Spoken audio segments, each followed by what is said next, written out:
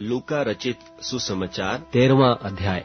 उस समय कुछ लोग आ पहुंचे और उससे उन गलीलियों की चर्चा करने लगे जिनका लोहू पिलातुस ने उन्हीं के बलिदानों के साथ मिलाया था।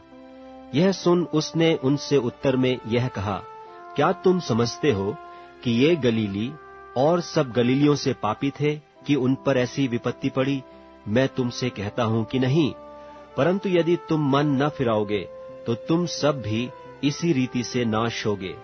या क्या तुम समझते हो कि वे 18 जन जिन पर शीलोह का गुम्मट गिरा और वे दबकर मर गए, यरूशलेम के और सब रहने वालों से अधिक अपराधी थे?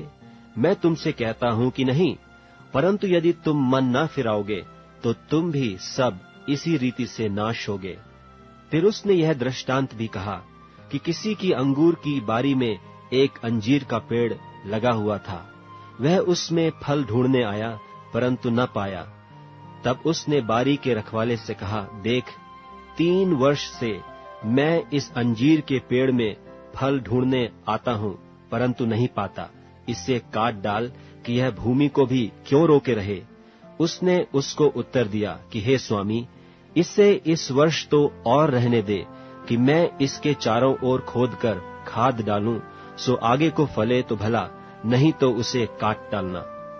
सब्त के दिन वह एक आराधनालय में उपदेश कर रहा था, और देखो, एक स्त्री थी जिसे 18 वर्ष से एक दुर्बल करने वाली दुष्टात्मा लगी थी, और वह कुबड़ी हो गई थी और किसी रीति से सीधी नहीं हो सकती थी।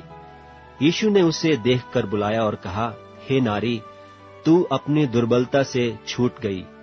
तब उसने उस पर हाथ रखे और वह तुरंत सीधी हो गई और परमेश्वर की बड़ाई करने लगी। इसलिए कि यीशु ने सब्त के दिन उसे अच्छा किया था, आराधनालय का सरदार रिसिया कर लोगों से कहने लगा, 6 दिन हैं जिनमें काम करना चाहिए, सो उन्हीं दिनों में आकर चंगे हो, परंतु सब्त के दिन में नहीं। यह सुनकर प्रभु ने उत्तर देकर कहा, हे कपटियों, क्या सब्त के दिन तुम में से हर एक अपने बैल या गधे को थान से खोलकर पानी पिलाने नहीं ले जाता? और क्या उचित न था कि यह स्त्री जो इब्राहिम की बेटी है, जिसे शैतान ने 18 वर्ष से बांध रखा था, सब्त के दिन इस बंधन से छुड़ाई जाती? जब उसने ये बातें कहीं तो उसके सब विरोधी लज्जित हो गए, और सारी भीड़ उन महिमा के कामों से जो वह करता था आनंदित हुई। फिर उसने कहा, परमेश्वर का राज्य किसके समान है, और मैं उसकी उपमा किससे दूं? वह राई के एक दाने के समान है, जिसे किसी मनुष्य ने लेकर अपनी बारी में बोया, और वह बढ़कर पेड़ हो गया, और आकाश के पक्षियों ने उसकी डालियों पर बसेरा किया। उसने फिर कहा, मैं परमेश्वर के राज्य की उपमा किससे दूं? वह खमीर के समान है, जिसको किसी स्त्री ने लेकर 3 पसेरी आटे में मिलाया, और होते होते सब आटा खमीर हो गया। वह नगर नगर और गांव गांव होकर उपदेश करता हुआ यरूशलेम की ओर जा रहा था, और किसी ने उससे पूछा, हे प्रभु, क्या उद्धार पाने वाले थोड़े हैं? उसने उनसे कहा, सकेत द्वार से प्रवेश करने का यत्न करो, क्योंकि मैं तुमसे कहता हूं कि बहुतेरे प्रवेश करना चाहेंगे और न कर सकेंगे। जब घर का स्वामी उठकर द्वार बंद कर चुका हो और तुम बाहर खड़े हुए द्वार खटखटाकर कहने लगो, हे प्रभु, हमारे लिए खोल दे, और वह उत्तर दे कि मैं तुम्हें नहीं जानता, तुम कहाँ के हो? तब तुम कहने लगोगे कि हमने तेरे सामने खाया पिया और तूने हमारे बाजारों में उपदेश किया। परंतु वह कहेगा, मैं तुमसे कहता हूँ, मैं नहीं जानता, तुम कहाँ से हो? हे कुकर्म करने वालों, तुम सब मुझसे दूर हो।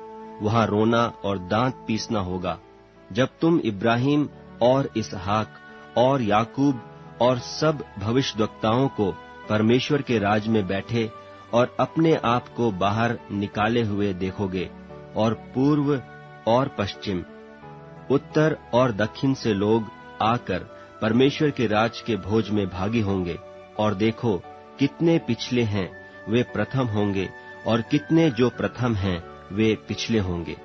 उसी घड़ी कितने फरीसियों ने आकर उससे कहा, यहाँ से निकलकर चला जा, क्योंकि हेरोदेस तुझे मार डालना चाहता है। उसने उनसे कहा, जाकर उस लोमड़ी से कह दो कि देख, मैं आज और कल दुष्टात्माओं को निकालता और बीमारों को चंगा करता हूँ और तीसरे दिन पूरा करूंगा।